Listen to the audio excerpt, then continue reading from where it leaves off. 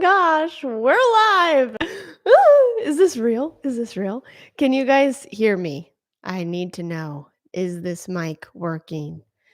I am so honored and so excited to be here with all of you, and I would love to know if everything is looking, sounding good. But I'm just gonna jump right in and say hello, welcome. I'm so happy to be here with you. For those that watch the replay, I'll be sure to have the timestamps because I don't know how long this is gonna go. We're just gonna go with the flow of it, and there's lots of great questions already, and I'm excited to hear what your guys' questions are. So please. Let me know and feel free to ask away throughout, and I will keep note of these questions.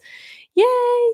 And I would love to hear where you guys are tuning in from. I love the global community. Hello, Corey. Hi, Sean.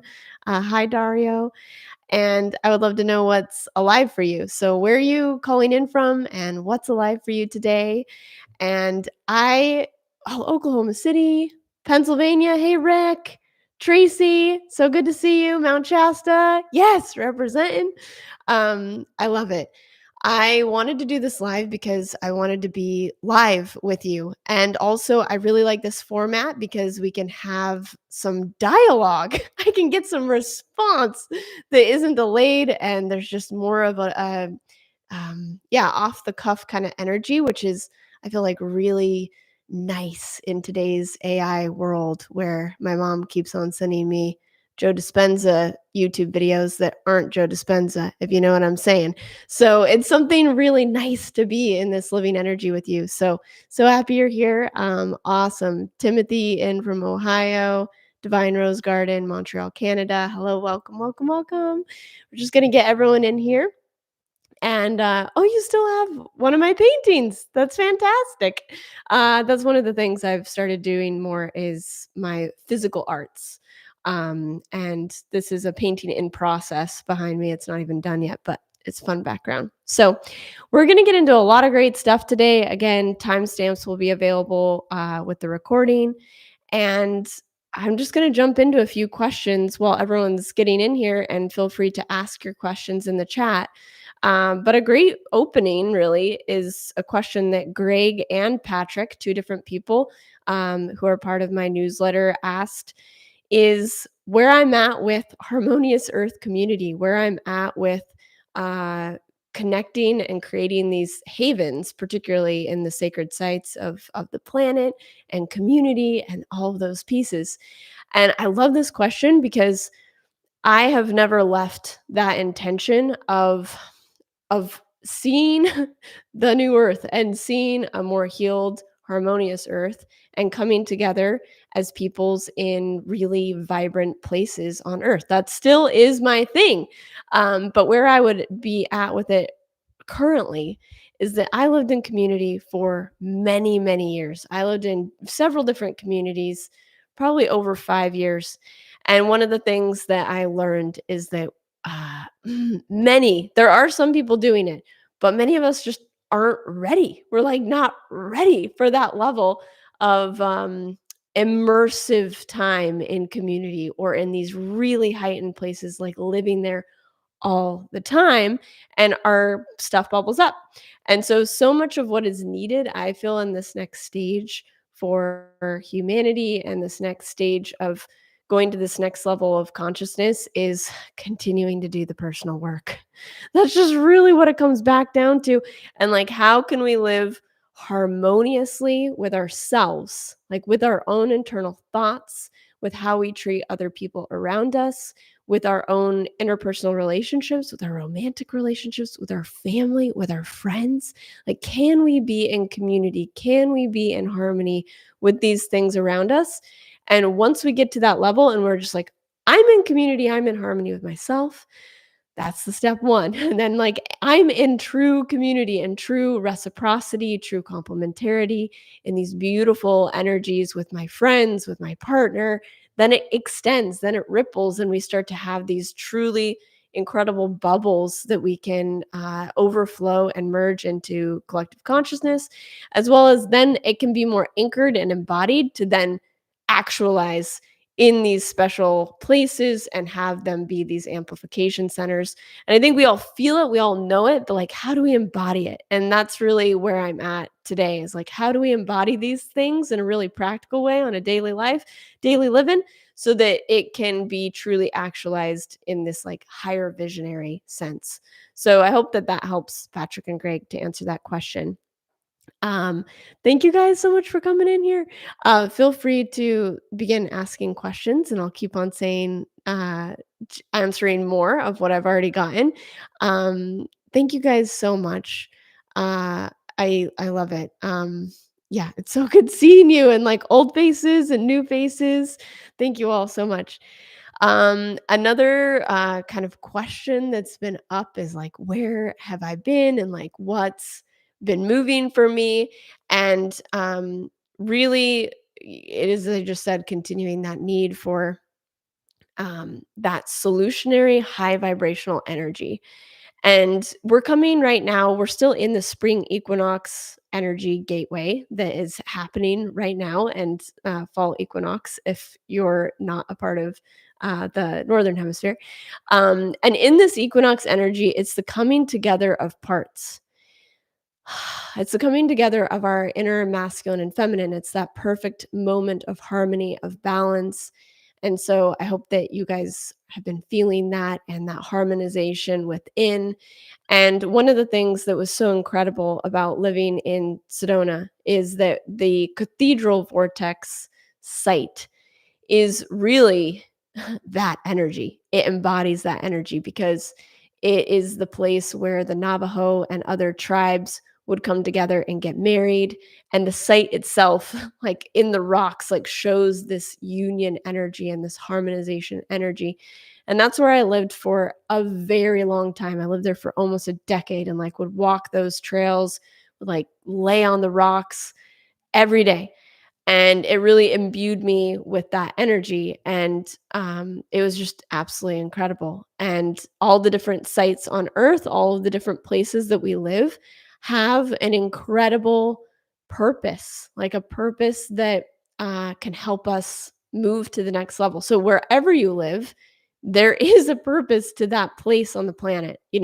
There's been so much talk about sacred sites, and there are ones that are absolutely heightened. And I'm going to talk about where I've been living currently, and it's not that energy. It is not, its purpose isn't a heightened energy.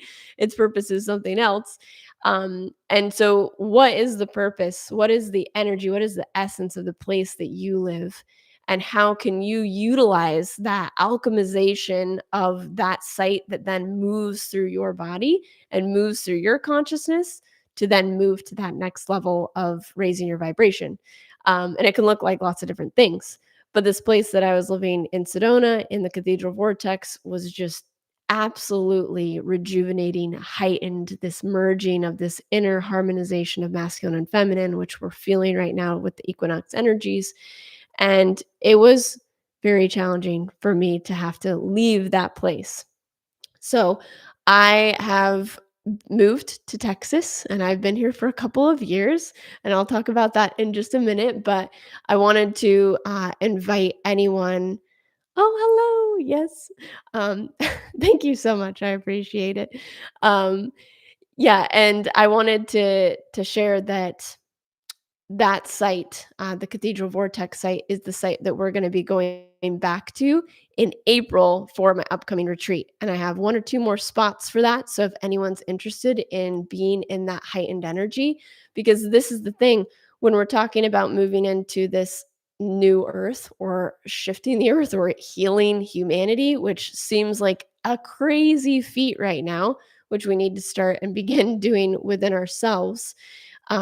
The thing that is the most helpful is having that solutionary energy, that heightened frequency of the healed energy. If not, then we're just going to keep on doing the same things, right?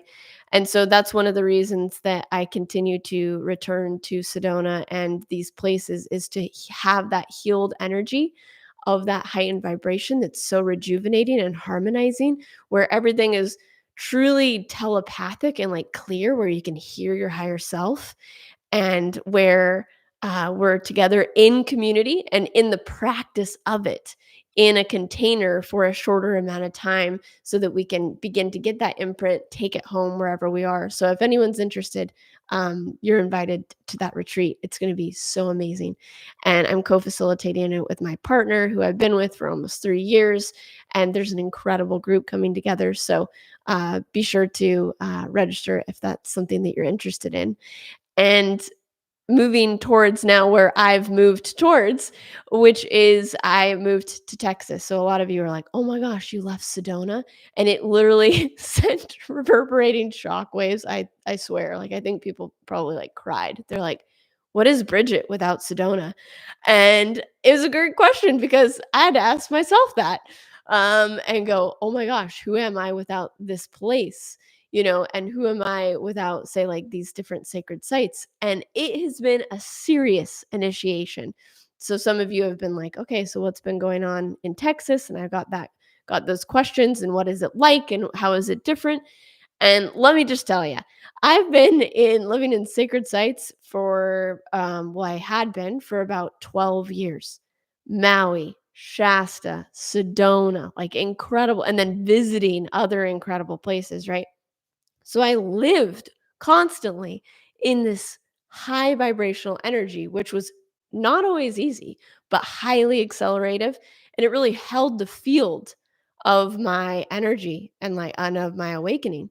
And so lo and behold, spirit always has a way of taking us to the next college course lesson or the next, maybe we're just still in elementary school. We won't know quite yet. But whatever class it is, the next class that I was meant to experience, and I understand it more now, I didn't necessarily in the moment, was that my partner, my beloved, like my freaking sweetheart, he was in Texas and he had an incredible job. And so he was fixed and I was flexible in that way. And so I moved to East Texas, which East Texas, if you don't know about it, it's on the borderline of swamp. It's flatlands, it's swamp. And the energy here is, to me, in comparison, extraordinarily dense. But the thing is again, every place on the mother's body, every place on earth has its purpose. And so what is its purpose? And so my partner and I have been talking about this place and this experience, this initiation, really, these past couple of years as Dogaba. Do you guys know Dogaba? The place where Luke Skywalker went, where Yoda was, and he did his training with Yoda. That's where I live. I live in the swamp. I live in the Yoda training grounds. And there it's this, and here it's this alchemization of the underworld, of darkness, of density. And what it has done for me is it's been like, because I've always been in this situation where I'm like, well, that's nice that you're out there in that city. Good luck. That's nice that you're out there in that, maybe place that isn't high vibrational or like with those people. Hope it's going well. But now I've gotten to experience it for myself. And it's been so powerful because it's a different kind of initiation where I'm not held by the external reality, but where I have to forge and I have to stay so present and aligned with my inner state and create it, foster it, cultivate it myself with my practices, not just like wake up and I feel great because I'm in this high vibrational place. So it has been challenging, I will tell you, and I will be honest.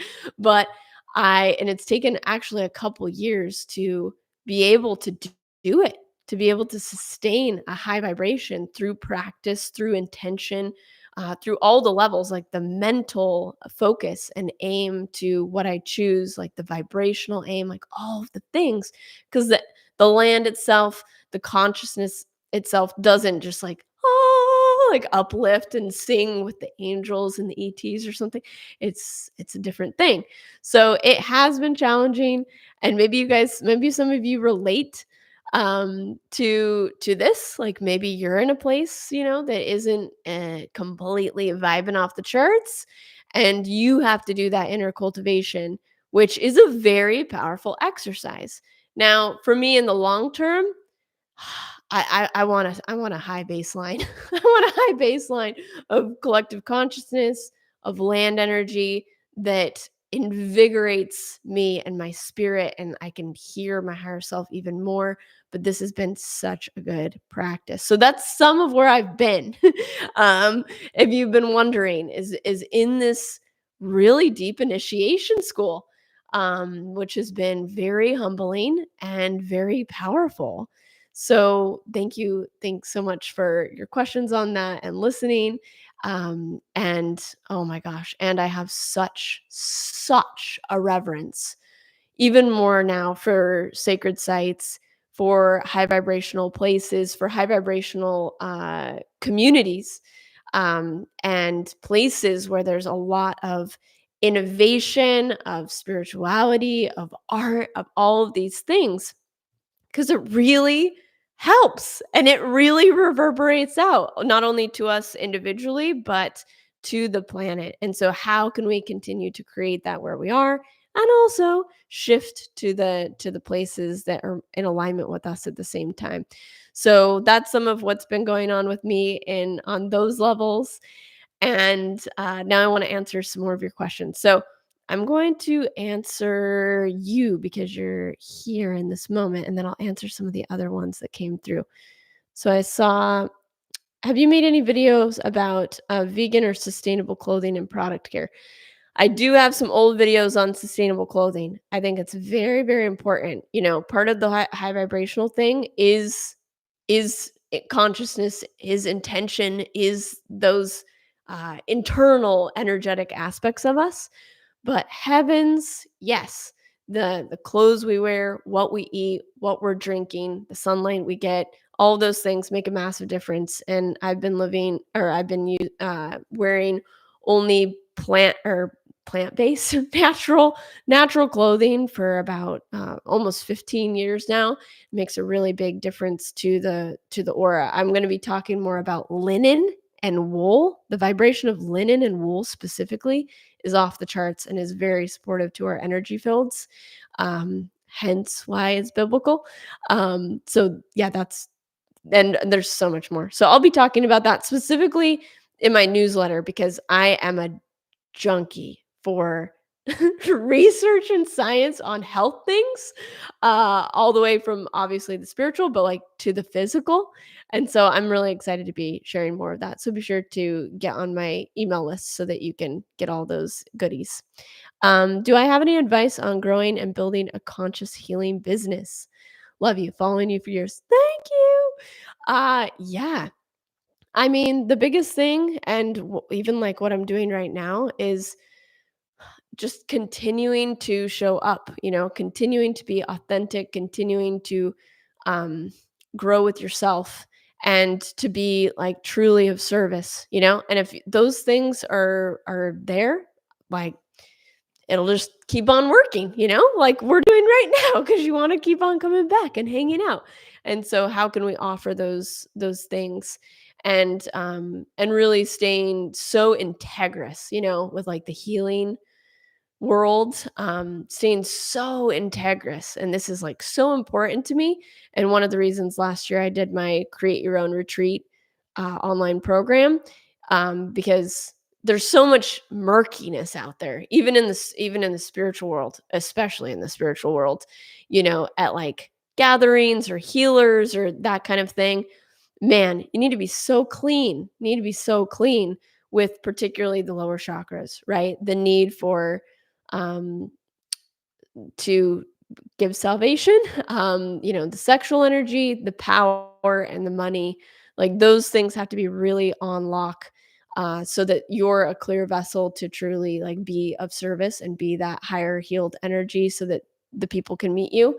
And that gets leaky, and now because of so much social media and so much weird sexual energy and power energy, it's so normalized to have that be leaky. And that absolutely needs to be on lock, in those spaces, to be of true service and true healing. So that's really important. And I have really appreciated being able to facilitate and support other going to be retreat leaders and like facilitators to help hone that, in that way, so that they can, you know, be true leaders or true facilitators in that way. So thanks for the question. That's what I would suggest. Um, da, da, da, da. I'm looking for questions. I love wool. I have been drawn to this. Yes. But the interesting thing is you can't use them together because they negate each other. Like they cancel each other out. But like separately, wool and linen are just off the charts. And then of course as a base, which like this, which is like, I think this is maybe this is hemp, but organic cotton as a base. And if there isn't the finance for that, then regular cotton, and then you need to wash it 3 times to get the pesticides out. Because the biggest producer of pesticides on the planet is cotton, is used in cotton production that's not organic. So, yeah. Okay, there's some little fun facts. Any advice for pregnancy from your deep dive into the feminine and time with the native tribes? Great question. Um, yeah, I mean, I haven't been pregnant, but I have studied a lot about it because some of my deep core wounds in this life were connected to my experience of pregnancy in my mom's womb and birth. So all of the attachment stuff in the early years is some of the deepest work that I feel is the most significant on the planet for us to do for ourselves and for us to do for our children and for us to support, if we're not having children, to support in society. And the biggest thing would be that mothers, particularly, but fathers are so important because the woman needs her man, like that union, that intact strong container is the vessel, is the safe space for the child's soul and etheric body to develop. So that union is super super critical. And then that mama, that attachment, that secure attachment, that safe place for the baby to connect with is so essential. And in today's world, and I know that there's so many different constraints and all the things that happen in the world, but so like work needs to happen or medical things happen or these things happen. So I understand that, but how can we be as present and as nurturing and as connected to the baby in the womb and out of the womb for the first 7 years of their life as possible? And then as us, as aunties and aunts and uncles and all of those things, how can we support those with children to continue that bond of mom and child? And if this is something that you didn't have, or this was something that was broken in you, I do have a somatic process that's very, very powerful to rebond and rebond that energetic.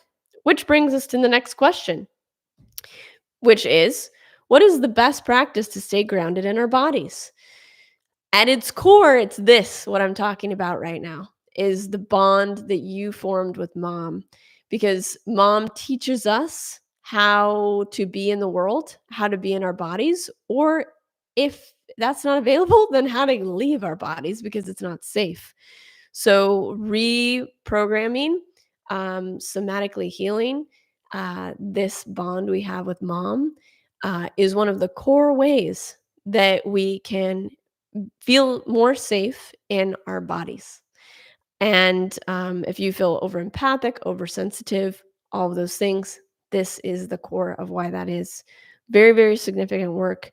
And then because we have porous fields and we never like fully anchored in our own bodies or in our etheric body, and maybe there wasn't the environment and the space to fortify in the most nourishing way our etheric body during early childhood because a lot of shit was happening, which is really sad and happened to so many people and so many of us.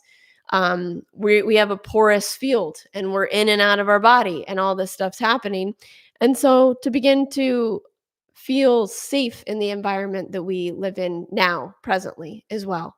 So creating a really safe, nurturing environment is very healing. And being around safe, healing, nourishing people re-imprints that and makes us feel safer in our bodies. So, and not having too much input, I don't have much input of the world out there. I mean, I stay informed, but beyond that, like it just will create way too much anxiety and non-safety and make me not want to be in my body. So I don't so it's important to be aware of that input.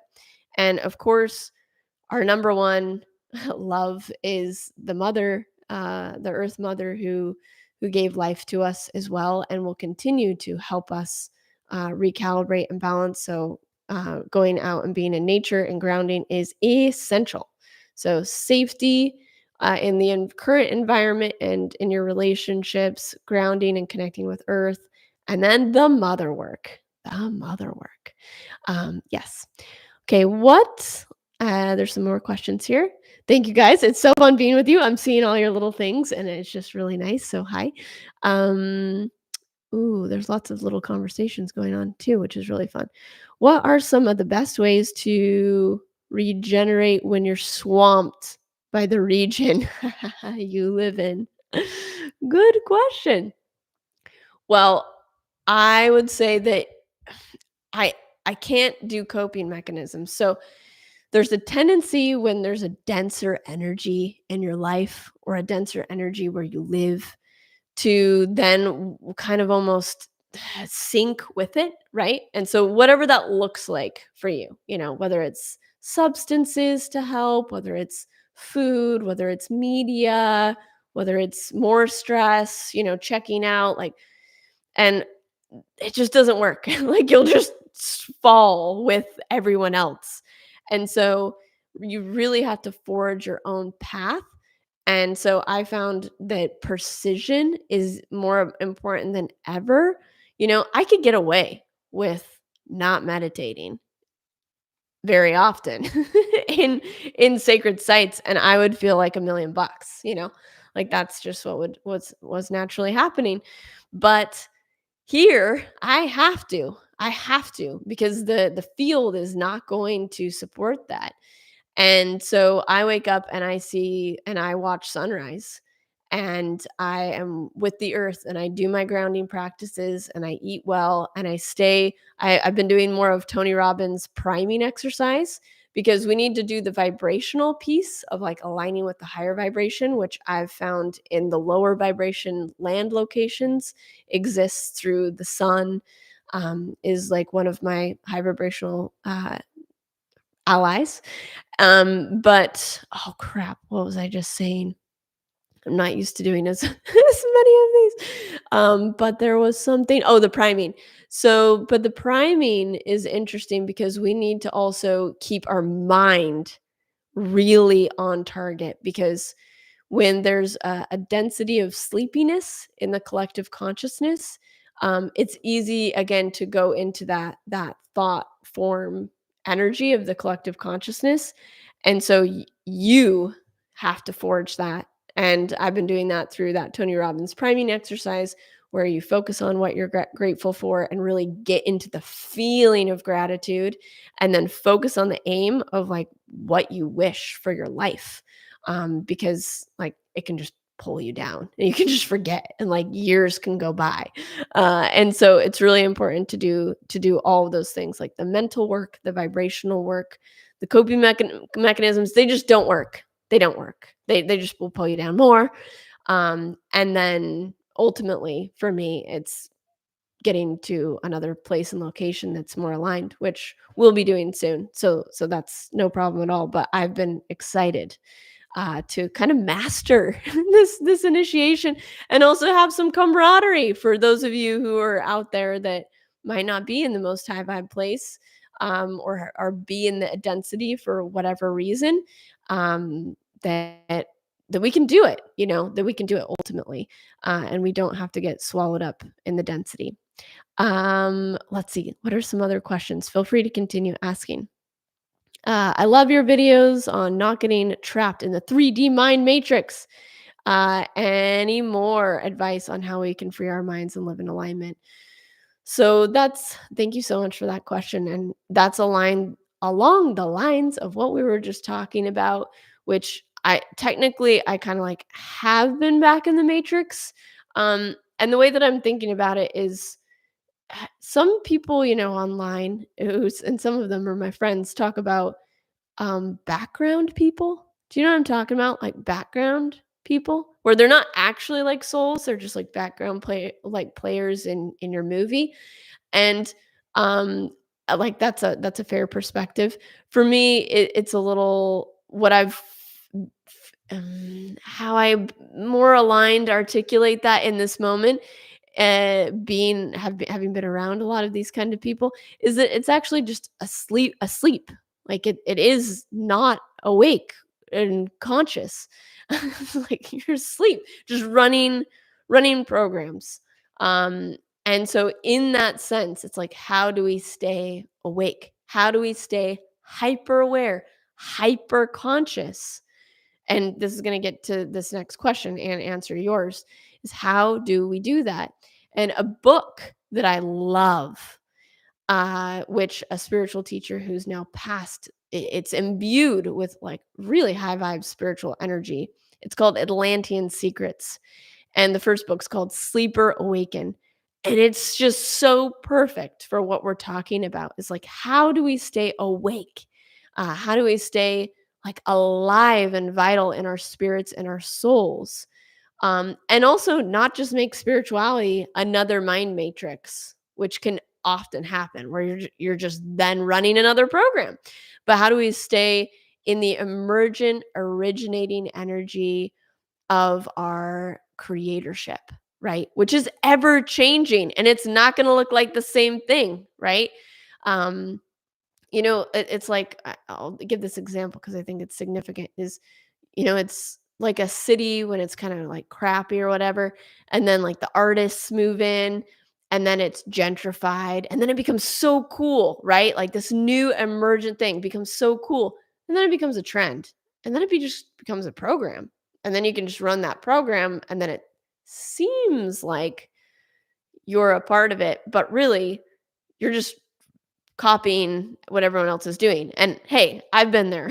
I've done some originating things even here on YouTube. And I've done some copying, of the things that I see, that I try that work, but also that is working out there. And part of how I would define someone that is staying awake and not sleeping is being an originator, in whatever field of life and creatorship is coming through you. It's not going to look the same as like what other people are doing. Some of it might, but doing our own thing. So that's part of what is coming. And to answer the kind of second part of that question with this other person's question, who is Nico, who asked a question, through my email list, he said, what are the ways the ancestral plane influences our daily life? Specifically, in how do we reset, alchemize, and balance this genetic encodement, that's passed down? Super good question, Nico. Thank you. And part of the 3D mind matrix is the genetic inherited patterns. We're living as humanity in the ripple effects of our history, right? Of our genetic history, of our ancestors. And it influences us dramatically. Literally, our whole entire planet is based on what the ancestors and the people before us did. And they set the frameworks, right? They set a lot of the energetic templates. Like, still here in Texas, little history lesson, Texas was not a part of America. It was a part of Mexico, and people just kind of like came in and set up shop. And a lot of the people were, running from the law of the United States or wanted to do something their own way. And it was its own kind of sovereign place for 15 years before then there were some wars and it became a part of America. That imprint is still in the land today. That whole freedom thing is still here, present in the collective consciousness, in the land. And so we're living in it. So it's part of the collective consciousness that we're living in, of the past, of, say, ancestors that aren't ours, um, which we need to be aware of and see what thoughts that we want to continue, to see if we want to continue perpetuating whatever that imprint is. If it's a great imprint, aka Sedona Cathedral Rock energy of divine union, of the marriage of parts coming together, yes, let us perpetuate that. Let us sync and merge with that energy and continue to let it ripple out. If it is famine or war or like, these other energies, no. So it's being aware, and these thoughts, they're like thought form energies, these emotional waves, these things. There's present ones and there's past ones, and they're moving through us all the time. And so being attentive to our minds, being attentive to our emotions, which these practices help us do, which journaling helps us do, are super, super helpful to not repeat the things that don't freaking work. Right. And if we realize too that we can stay in that creator energy, it's like, no, we can redesign. And how do we redesign this better? How do we redesign our lives better? Just our day. How can we design our day better? How can we design our town better, or the land, reinvigorate the landscape? How can we see with new eyes? So, Nico, great question. And when we're talking about the genetic encodement and balancing what is passed down, some of the good questions, which we were just kind of talking about, but specifically, like I've lived in different places.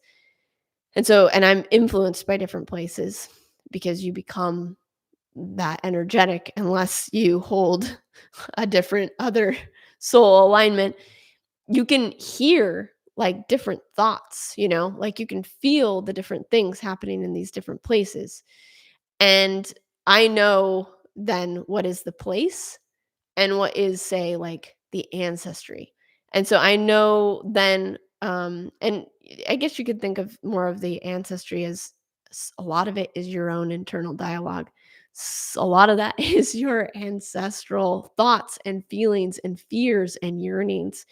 And so the question I like to ask myself is like, whose thought is this?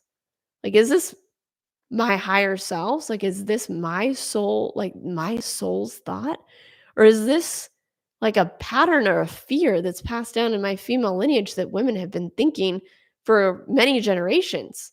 Or is this a blocked part of my body that's been contorted because it's been conditioned to be that way for generations, right? Are these things showing up in my emotional body, my physical body, my mental body? Are those mine, or are those the women that came before me? Are those my ancestors? Are those the people that are living in my neighborhood? Right? Like I dream very different things here than I dream in other places. And so you can start to distinguish, to filter, to differentiate. And that is like, you know, 101 and also like master course. It's both at the same time. It's like so elementary, which the elementary thing is actually the masterful thing, to the spiritual world, right? To the unseen world is being able to differentiate and being able to filter. And then as soon as you can do that, then to key into what your actual attuned energy is, the truth of you, and hold that and then anchor that, live that, right?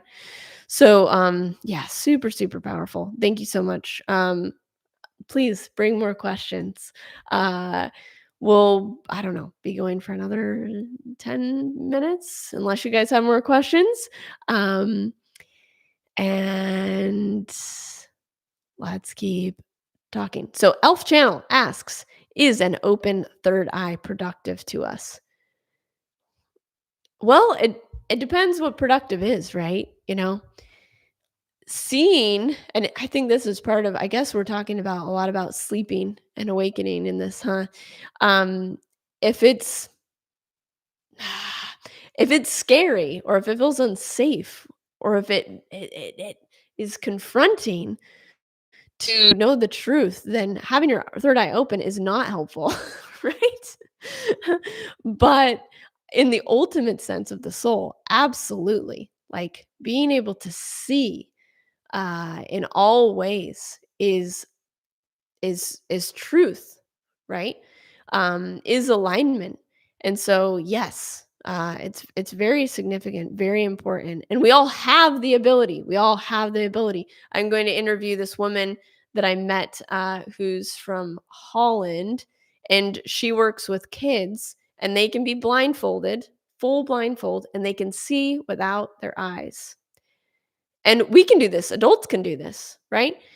And it's like, does opening the third eye hinder or start to bump up against your beliefs of your reality or make you feel unsafe? Then it's like, oh, that's a little confronting. But if we want to continue in these profound ways, which the wise ones do, they can see everything, sitting on a rock somewhere in the middle of nowhere, and that is very helpful, when we're wanting to truly see the truth, right? Okay, I'm gonna kind of just keep on rambling on that until we're gonna answer another question. Do you have any plans on living rurally, starting an off-grid conscious community homestead? Yes, I absolutely do. I've lived rurally and I've lived kind of off grid, for years. I'm an outskirts girl. I like to be out there, but something more substantial and more grounded, yes. And that's something that I'm working on with my partner. And again, going back to the beginning of this live stream, I would love to do it on a bigger scale. I would love to create things on a bigger scale. I don't know that we've done enough work to make that truly harmonious in the long run. And so I think doing that personal work and doing all the things that we're talking about today can create the true groundwork. Some of the physical stuff isn't that big of a deal. It isn't that hard to do. My dad was a real estate developer. I understand that. My partner, he does like land development stuff. Those kinds of things are actually like the easy part in some senses. I really see that. The more challenging part is the interpersonal aspects, which is the personal aspects. And so really doing those things so that we can live harmoniously and have it naturally originate. I think that there's this idea of like, oh, then I'll go and be with these people. It's like you can start attracting those people, and then just all of a sudden, like, one day you're living close to each other, and then you, like, buy land together, and it just, like, naturally emerges, and I feel like that is a really good recipe because you're just doing more of what is already working rather than, like, asserting what it should be, and then all of a sudden you bump into the human stuff, right? Yes. Okay, Bridget Tracy says, "Can you please talk about self-forgiveness?"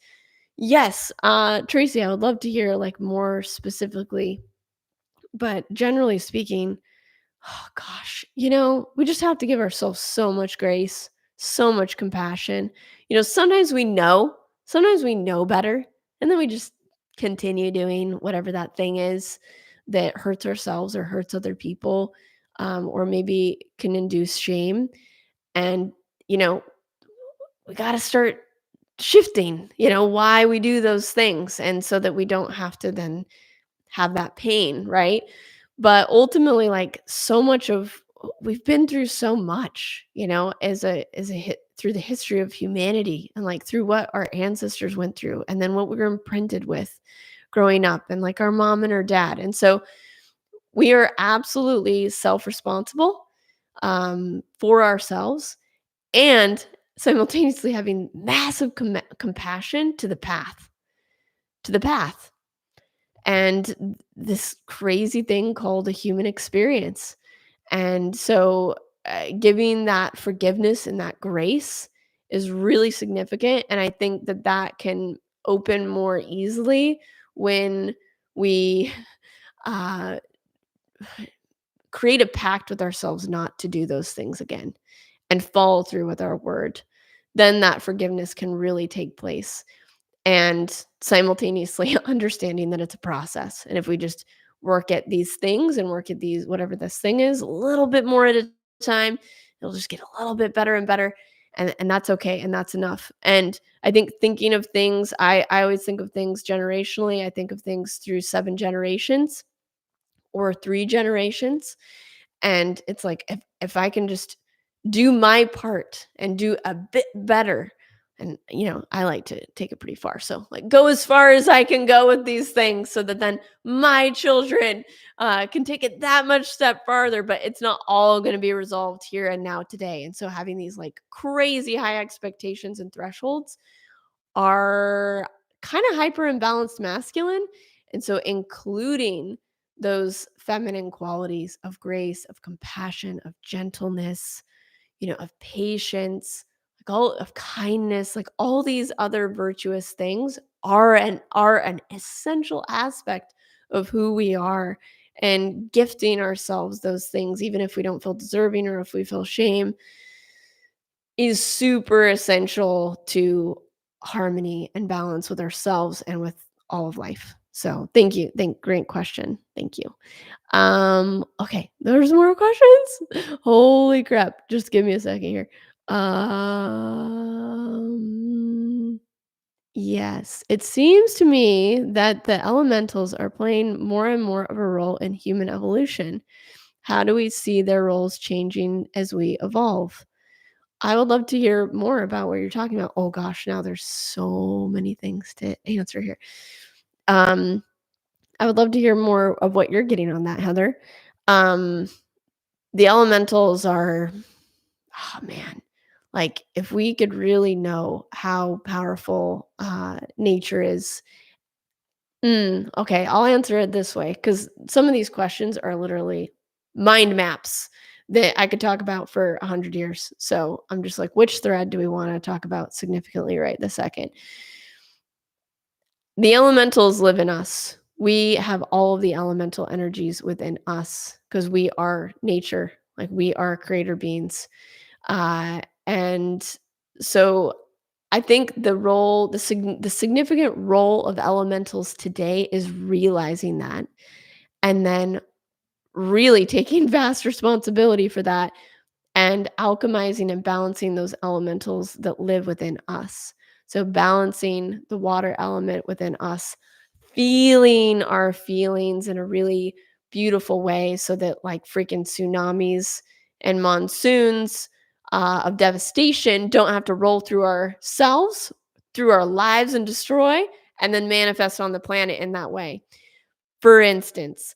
And we've got fire the same way, right? We see these hyper manifestations of elementals in the world, and a lot of them currently are devastating to the planet, like they're wiping themselves out. They're impacting everything, and that is reflective of our elemental imbalances. So how can we come into harmony with the elementals within us in a really, really good way? Like, are we processing our anger, aka fire, rage? Like, are we processing those things? Are we feeling them? Are we letting them subconsciously manifest? Are we perpetuating them, right? Through even kind of intensified things that we're watching on the media, or these things that aggravate our nervous system, and we kind of like get excited and used to these stress responses. That's feeding the fire. That's feeding the rage. That's feeding those imbalances that then manifest on the planet. So that's the way I want to answer the elemental play right now. Yeah, because they are playing such a huge role, and that's how I'm seeing that question. Okay, Leith, I think is how you say your name. After my Kundalini awakening, I do not know who I am anymore in this world, and can hardly get out into the world because everything is too much, and I feel just so different. I feel you. I understand. Um, I really do understand. And um, now, through that big blast opening, through that big chasm that has been created, I think there's an invitation to invite in your higher self, and like invite in like the truth of your soul, and then how you want to impact, this world and shift it so that you can have it be a place where you feel aligned with. Though also, as I'm talking about this, you didn't ask a question. You were making a statement, which I love. And so I am not going to infringe on your free will and give advice unsolicited without a question mark. Thank you so much. Appreciate that. I'm sure that a lot of people feel that same way too. Studied philosophy and spiritual issues in my adult life. I've just recently become fascinated by channeling. Are you there in any sacred sites? Are there any sacred sites around Nashville, Tennessee? Beautiful. Thank you, Bob. That's awesome. I don't know. I don't know much about Nashville. I just saw that there's a lot of caves. So there's tons of caves. So that's pretty interesting. And the caves hold all the 5 energies of the 5 moon phases, like the lunar wholeness. So I don't know, but that's what I got for you. Um, that you're live right now, Victor and Aaron. That you're live right now, Victor and Aaron. I'm in their course right now, and I'm working with the Glastonbury Heart Chakra, and I just love something. Oh crap, this is going. Sorry, guys. Oh. And I found you last night. It's just amazing. Oh, that's awesome. Yeah, Victor and Aaron are fantastic. I love them. They're such good people. They're such good people. How do I get back into society with all my sensitivities without knowing who I am anymore? Oh, there's the question. Now I can answer. Um, do the mom work. Do the mom work. The mom work is what creates our harmonious entry into this dimension, this reality. And I'm talking about mom, like our physical mom is primary, but like the earth mother, like she knows, she sets the template of this 3D reality. And so when we're in harmony, when we're in connection, when we're in union with her, and we do that inner child's work, we can feel really, really comfortable here because we're meant to actually. So I've got that process. I'll put it in the c- I don't know, after talk thing. But I have it on my website. But doing that somatic work, it's very affordable. I just like put it together after years so that you can self guide through the somatic process. But it's essential work. Thank you. Let's see. I feel like I have a lot of time. We don't know what program we're running. Yeah. Okay. So when we don't know what program we're running, great awareness, Rick. We need to be around other people and we need their reflections. It's so, so important because part of the program, part of the bad program, part of the 3D matrix program is isolation. And also even some of the spirit like false spiritual programs are isolation and separation, like we're hearing right now, right? Like I want to separate, like, it's too much. We need other people in our lives and we need those reflections so that we can see the programs that we're running. This is really helpful. So if we can engage in really great groups and community, like meetup things wherever you are, uh, and friendships, ask for feedback, relationships, family, like these things are very, very healthy. So that we can work on this stuff and play, actually have it be play back and forth together. Um, Learn from the mistakes of the past and evolve through them. Yes. Uh, Beautiful. Okay, let's see. I'm going to start closing up a little bit here. Cheers from England. Thank you. What's been helping me a lot recently is The Power of Now by Eckhart Tolle, shifting to identifying with presence in the now rather than the past. Yeah. This life is so short. This life is so short. It seems long sometimes because of the pain. It seems unrelenting. In reality, this human life is very short. Like somehow, in a few years I'll be 40. I'm like, what? In like in an ideal world, that'd be amazing if I get to live to like 100. I'm like, what? How am I like 40% the way through? This thing goes fast, and it goes even fast. This is like time flies when you're having fun. I think also time flies when you're unconscious and sleeping. You can just like lose years of life, right? Or you lose days. So I think being that presence and what brings me into presence and what reminds me of uh what makes me feel excited to be in the present is returning to gratitude. It's just really having that appreciation, that super super deep appreciation for everything, for the little things. Like, oh, I'm doing dishes, this kind of sucks, oh, dishes again or something. Then it's like there's water. There's water. I have hands. They're moving. I get to use my hands. I get to clean. I get to, like, I just ate. This is amazing. Like whatever it is, or like tuning into those bigger appreciations, but this is what we got. So it's like, how do we make our present great? If it sucks, then like let's change some things. Let's do our priming. Let's do our aim of like what we want in life so that we enjoy what we're doing. And then also, how can we make the little things just so precious and like open to receive them? There are so many good things that we just take for granted or don't even realize because they're already good. So, like, how can we open our awareness and open ourselves to those things? Like, an example is you don't appreciate the air conditioning until it goes out. You don't appreciate something that's working until it doesn't work. So, like, how can we appreciate the relationships in our lives, our bodies, the things that are working, like, and really feel them and appreciate them. So, favorite place you've ever been throughout all your travels? Oh man, what a question. Good one. And what is your ultimate desired long-term living location, if any? Cool.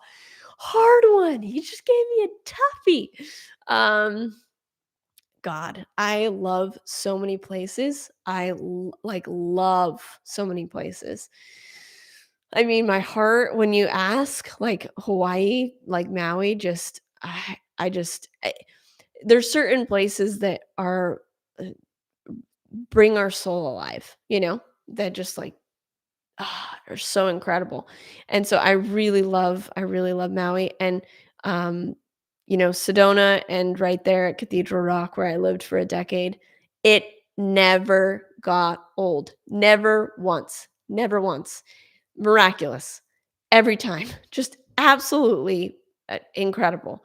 And just yeah, the fact that I got to live there so long and then I get to go back in April. And if you want to come, you can come with a group of people, with my partner. It's just so precious. And I think that's part of the gratitude thing is like, you don't know when things are going to change. You don't know when you're not like, will you have that kiss with that person again? Maybe like you might be married for another 50 years and you get to kiss them. You might not, like kiss them now or like that place you love or that thing or like when you're eating that food, just like let it in that much more. And that's so much of the feminine receiving. And so when we talk about the oversensitivity of like the world or not knowing, it's like the sensory experience of physical reality is an absolute gift. And so how can we let it in, right? Okay, desired long-term living location. I'm just a lover of this planet. I'm a lover of all the different sites and the different reasons for them. I'm like, I'd love to have a house in Greece. I would love to like I haven't been to Costa Rica. I'd love to spend some time in Costa Rica. We might move to West Texas, which is like hill country. I love it. I love so many places. And I don't know when I'm going to be back to some of them. So I better appreciate it when I can. And all of the sites, all of the places live within us. So we can always tune into them. Have I ever been to Switzerland? Yes, I lived there. I lived in Lausanne, Switzerland when I was 19, and it was breathtaking. The Swiss Alps, like, were outside the window when I was studying abroad. It was amazing. Which spiritual teachers do you like? Do you think we even need spiritual leaders and anymore and healers? Great question. Ooh, which ones do I like? Oh gosh. I'm trying to think who I have on my on my Rolodex here. I'm working with physical spiritual teachers that are more indigenous. So I have quite a few